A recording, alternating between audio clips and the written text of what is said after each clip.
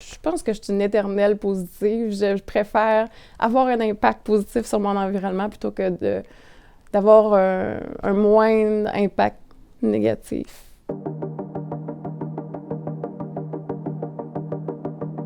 Gabrielle Breton-Leduc, propriétaire de l'atelier boutique Unique des Bonaventures en Gaspésie. Mes valeurs écologiques, ça vient de mon enfance, ça vient de la base, de la façon que mes parents m'ont éduquée. Ma mère réparait, donc j'ai appris à réparer. Moi aussi, mon père créait avec les moyens du bord, que j'ai appris à créer avec les moyens du bord.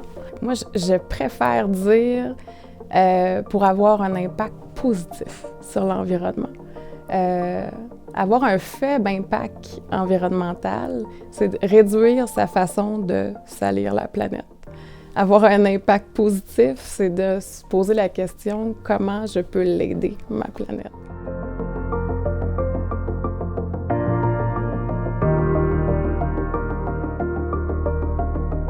J'ai commencé par équiper complètement la boutique de présentoirs usagés qui fait appel justement aux fournisseurs les plus locaux possibles, qui avaient aussi une mission écologique le plus possible. Donc, emballer dans des papiers recyclés, d'utiliser d'anciens patrons de couture pour faire notre papier de soie, de faire imprimer nos cartes d'affaires sur du papier recyclé, d'envoyer des factures en ligne plutôt que de les faire imprimer, de prioriser dans nos créations les matières déjà existantes. Le recyclage, la restauration et la revalorisation, pour moi, c'était des clés super importantes de notre fabrication maison. C'est sûr qu'avec l'arrivée de la friperie, le coin deuxième main, pour nous, c'était une façon de pousser le concept écologique encore plus loin. Donc de vendre, mais de vendre la matière qu'on revalorisait. Une friperie de luxe, comme on le fait, c'est d'aller présélectionner des pièces usagées pour leur redonner de la valeur. Dans nos produits de soins, on a des collections locales qui sont faites avec des ingrédients qui sont cultivés de façon biologique en Gaspésie, qui sont transformés sur place. Avec un savoir-faire super d'herboristes du coin. Dans les bijoux, beaucoup de bijoux faits de matières récupérées, des pièces de cuir récupérées, des pièces de caméra récupérées, des métaux, des pneus. Je le fais pour moi-même avant tout, mes pratiques écologiques, mais si je peux en venir à inspirer d'autres à le faire, à ouvrir les yeux sur l'importance d'être plus écologique dans notre quotidien, c'est un peu la mission que je me donne, finalement.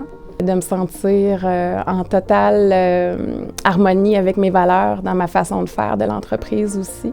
D'avoir osé faire les choses autrement que les manières conventionnelles d'entreprendre. Ça, pour moi, c'est une belle fierté. Ouais. Je vois beaucoup d'éducation à travers d'ouverture et d'éducation au niveau de l'entreprise.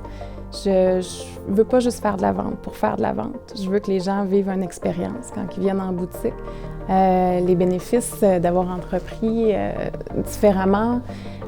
Sur le plan vraiment des produits écologiques, j'ai vu des clients qui sont venus, qui ont changé leur pratique au quotidien. On est allé chercher une nouvelle clientèle de dames qui cherchaient justement à rester fashion sans dépenser trop, de consommer autrement.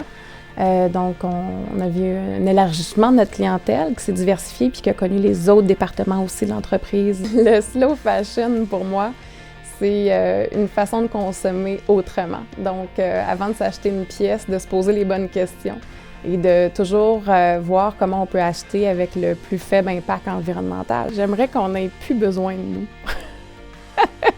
J'aimerais plus avoir à proposer de produits d'alternatives écologiques ou de pièces deuxième main. J'aimerais que ça soit ancré dans les gens. Pour que le commerce au détail devienne plus éco-responsable, il va falloir qu'on aille vers justement le slow fashion, l'achat au ralenti.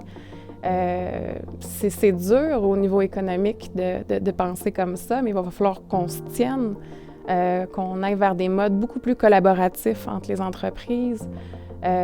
Qu'on encourage beaucoup plus le commerce local. Il y a quelqu'un de sage un jour qui a dit « Osez être le changement que vous voulez voir dans le monde ». C'est ma mentalité là-dessus. Je me dis, si moi, au quotidien, je le fais, Je peux peut-être en inspirer d'autres à le faire. Si tout le monde fait sa petite part, ça va faire des grosses actions.